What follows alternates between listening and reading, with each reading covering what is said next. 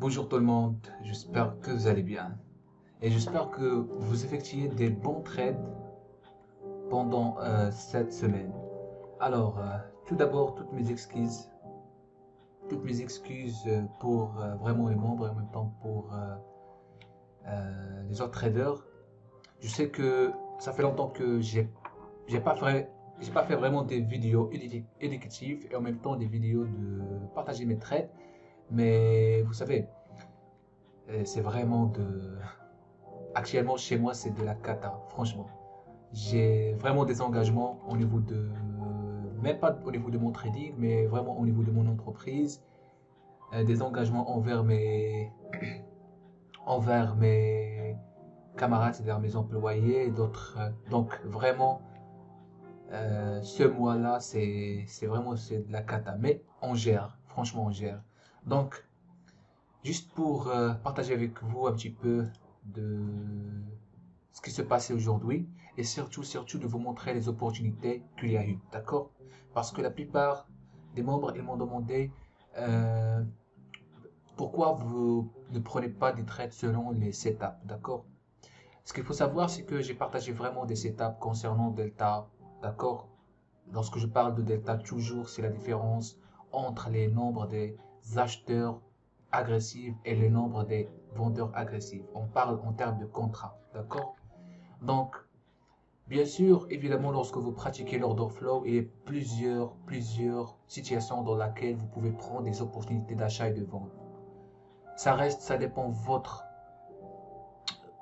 niveau de compétence en termes de compréhension de dynamique de marché, en termes de votre concentration et en même temps en termes des opportunités dans lesquelles vous cherchez.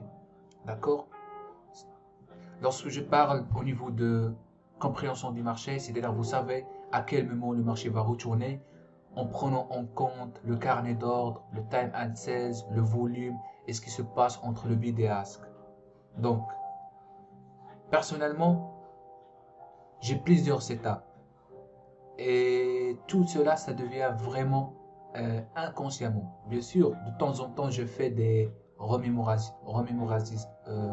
plutôt c'est-à-dire, je revérifier les choses au niveau de setup de delta, au niveau de setup de volume, de point of control, de dynamic of market, c'est-à-dire la structure globale au niveau de carnet d'ordre. Mais ce qu'il faut savoir, l'avantage d'order flow, c'est-à-dire c'est pas de baser sur une seule ou bien sur quelques setups.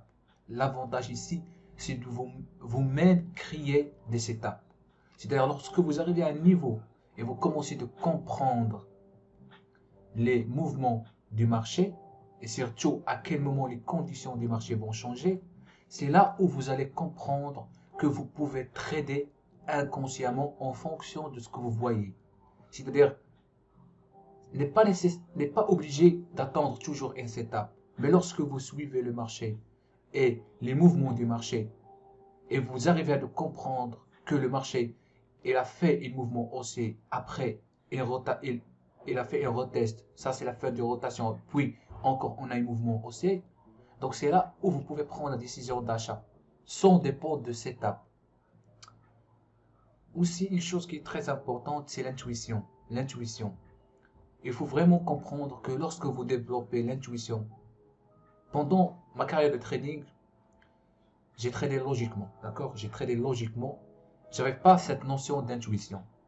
Mais au fur et à mesure, j'ai constaté que mon intuition envers mon trading, ça commence à se développer. C'est-à-dire, parfois, vous allez remarquer que je prends des décisions d'achat et de vente avant qu'il y ait un signal. C'est-à-dire avant qu'il y ait une intervention des institutionnels. Et ça, c'est des côtés intuition. D'accord? Il y en a des traders qui vont pas apprécier ça, mais vraiment, si vous comprenez vraiment la notion d'intuition, je vous invite encore à faire des recherches au niveau de l'intuition en trading. Donc, aujourd'hui, ça a été des belles opportunités. D'accord? Ça a été des belles opportunités. Et vous savez, moi, je prends des décisions d'achat et de vente vraiment parfois lorsque j'ai plusieurs confirmations. C'est pas toujours, mais la plupart du temps, je prends des décisions d'achat et de vente lorsque j'ai vraiment dans une seule bougie plusieurs confirmations. Donc, là par exemple, alors, je vais prendre ces deux. Parmi les confirmations que je cherche, et ça, c'est pas vraiment une setup. C'est-à-dire, si vous voyez au niveau d'order flow, vous allez voir ici setup de divergence. Si vous voyez au niveau de price action, vous allez voir Springbox. D'accord? En plus de ça, au niveau de order flow, vous allez voir que le détail est positif. Et on est arrivé au plus bas. Et vous avez un point of control prédominant et en plus de ça, point of control empilé de 3 niveaux. Donc ça, c'est déjà une étape importante dans laquelle ça représente vraiment un support solide. C'est-à-dire, si vous voyez au niveau de bid, vous allez voir 600, ce sont des passive buyers. Ok? Ça, du côté order flow, à part si on parle de déséquilibre d'achat. Si vous voyez au niveau de price action, vous allez voir déjà que vous avez une bougie de Springbox. En plus de ça, vous êtes au dernier écart type de VWAP order flow. C'est-à-dire, on est vraiment surévalué. Sous-évalué. C'est-à-dire, le VWAP est tout en haut, central, et puis vous avez l'écart type 1, l'écart type 2, et puis l'écart type 3. Donc, ça représente une bonne opportunité d'achat. Vous avez voir au niveau de rotation, je pratique toujours les rotations. Donc, la fin de rotation, c'est ici. Vous avez le plus bas. Donc, lorsque vous allez voir sur le carnet d'ordre, on est au plus bas et des passive buyers, sûrement vous allez le voir. Donc, vous pouvez envisager que c'est la fin de rotation. Donc, ça, c'est parmi les opportunités que je cherche. Ici, vous avez une setup tout seul, configurée, dans laquelle j'ai partagé vraiment le webinaire et j'ai expliqué comment fonctionne. C'est le Delta Scalper. Lorsque vous avez Delta Scalper avec une autre configuration comme Delta Divergence ou bien comme Delta Reversal, comme vous voyez ici 565, 565, c'est déjà une configuration puissante. D'accord? Donc Delta Scalper, vraiment, c'est un indicateur important. Vous avez aussi parmi les setups que j'utilise vraiment lorsque on a une tendance baissière et le marché vient de rebondir sur le séquençage d'ordre.